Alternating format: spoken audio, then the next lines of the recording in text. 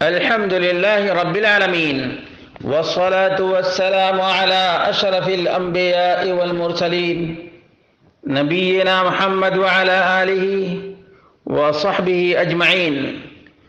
قال الله تعالى: ومن يشاقق الرسول من بعد ما تبين له الهدى ويتبع غير سبيل المؤمنين نوله ما تولى ونصله جہنم وساءت مصیرا. برادران اسلام، دینی اور ملی بھائیوں، دوستوں اور ساتھیوں، قرآن کریم جیسا کہ ابو بکر و عمر، عثمان و علی، طلحہ و زبیر اور لاکھوں صحابہ کے درمیان موجود تھا. اللہ کے فضل و کرم سے وہی قرآن آج بھی موجود ہے اور قیامت کی صبح تک موجود رہے گا، کیونکہ اللہ رب العالمین نے اس کی حفاظت کی گارنٹی لی ہے. اسی طرح سے محمد مصطفیٰ صلی اللہ علیہ وسلم کا فرمان، آپ کی سنت اور حدیث جو تبیان القرآن ہے وہ بھی محفوظ ہے اور صبح قیامت تک محفوظ رہیں گے. اس کے باوجود ہم دیکھتے ہیں کہ فرقہ بندی ہے کہیں اور کہیں ذاتیں ہیں، فرقہ بندی ہے کہیں اور کہیں ذاتیں ہیں. کیا زمانے میں پنپنے کی یہی باتیں ہیں؟ برادران اسلام، جب قرآن موجود ہے، نبی کا فرمان موجود ہے، تو اتنے فرقے اور اتنے دجال جو قرآن و سنت سے استدلال کرتے ہیں، اس کا سبب کیا ہے؟ اس کا سبب یہ ہے کہ قرآن و سنت کو اس طرح سے نہیں سمجھا گیا اور نہ سمجھایا گیا جس طرح سے صحابہ کرام نے سمجھا تھا. اسی کا نتیجہ ہے کہ فرقہ بندی ہے اور گروہ بندیاں ہیں. یہاں تک کہ عقائد میں بھی اختلاف ہے، اصول میں بھی اختلاف ہے، فروع میں بھی اختلاف ہے. سبب کیا ہے؟ آئیے ہم جاننے کی کوشش کرتے ہیں. ایک حنفی عالم کی زبانی جن کا نام ادریس کاندیلوی ہے، 1394 ہجری میں وفات ہوئی ہے. انہوں نے صاف لفظوں میں لکھا ہے: کتاب و سنت کا مفہوم اور جو علوم کتاب و سنت سے ماخوذ اور مستفاد ہوں گے وہ وہی ہوں گے جو صحابہ کرام رضوان اللہ علیہم اجمعین نے سمجھے ہیں. ہر بدعتی اور گمراہ اپنے فاسد عقائد کو اپنے زعم اور خیال میں کتاب و سنت ہی سے ماخوذ ہونے کا مدعی ہے. لہذا کتاب و سنت کے وہی معانی اور مفاہیم معتبر ہوں گے جو حضرات صحابہ کرام رضی اللہ عنہم نے سمجھے ہیں. اس کے خلاف کسی مفہوم کا اعتبار نہ ہوگا.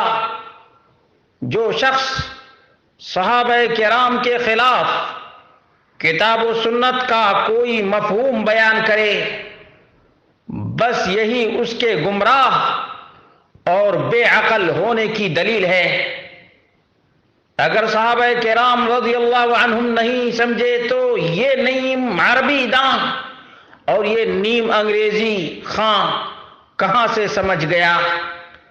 یہ نیم کی قید اس لیے لگائی کہ پورا عربی داں تو وہی سمجھے گا جو صحابہ و تابعین اور سلف صالحین نے سمجھا، اور پورا انگریزی داں جو عربی سے بالکل بے خبر ہوگا، سو اگر وہ عاقل اور دانا ہوگا تو وہ کتاب و سنت کے بارے میں کچھ لب کشائی نہ کرے گا، اس لیے کہ عاقل اور دانا اس کتاب کے مطلب بیان کرنے پر کبھی جرأت نہیں کر سکتا جس کتاب کی وہ زبان نہ جانتا ہو۔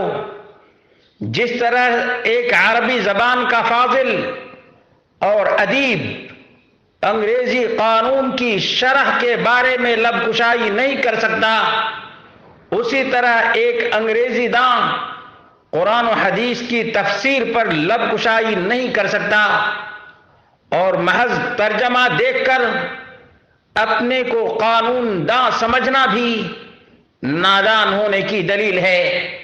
عقائد اسلام صفحہ نمبر 166۔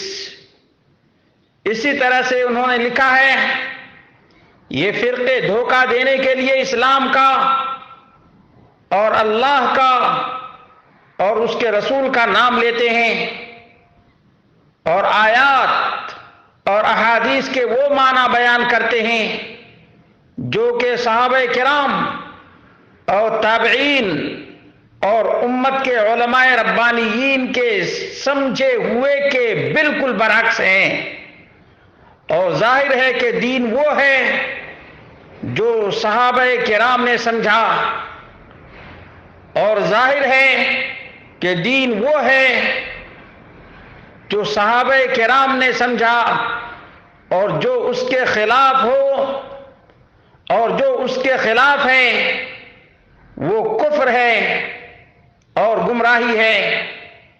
مسلمانوں کو چاہیے کہ ان کے دھوکے میں نہ آئیں۔ عقائد اسلام صفحہ نمبر 183۔ مسلمانوں، اپنی آنکھیں کھولو،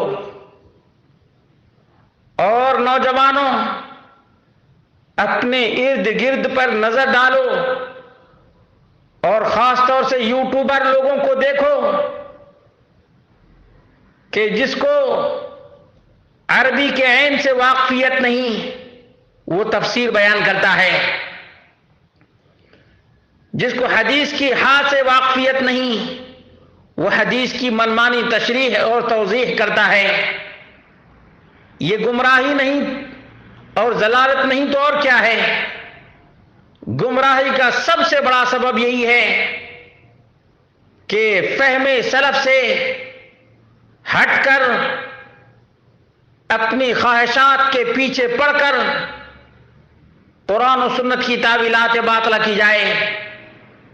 اس لیے اللہ کے بندو، صرف انہی تفاسیر کو پڑھا کرو جن میں احادیث مصطفیٰ صلی اللہ علیہ وسلم، آثار صحابہ و تابعین موجود ہیں، اور وہ تفسیریں جو احادیث مصطفیٰ سے خالی ہیں، آثار صحابہ و تابعین سے خالی ہیں، ان کی طرف ذرہ برابر التفات نہ کرو، کیونکہ یہ تفسیر کے نام پر دھوکہ دیتے ہیں، عیاری اور مکاری سے کام لیتے ہیں، اور لوگوں کو وحدت الوجود کا عقیدہ سکھاتے ہیں۔ اس لیے ہوشیار رہو، اپنے ایمان کی فکر کرو، اور کسی کی چکنی چپٹی بات میں نہ آؤ، بلکہ منہج صحابہ کو دیکھو، جیسا کہ اس حنفی عالم نے بیان کیا ہے۔ اور میں ان لوگوں سے بھی کہتا ہوں جو اپنے آپ کو حنفی کہتے ہیں کہ تو اگر میرا نہیں بنتا نہ بن، اپنے عالم کا تو بن، ان کی بات کو تو سمجھ، اور فرقہ واریت کا سبب کیا ہے اس کا بھی پتہ لگاؤ۔ اللہ رب العالمین ہی صحابہ کے منہج پر چلنے کی توفیق دینے والا ہے۔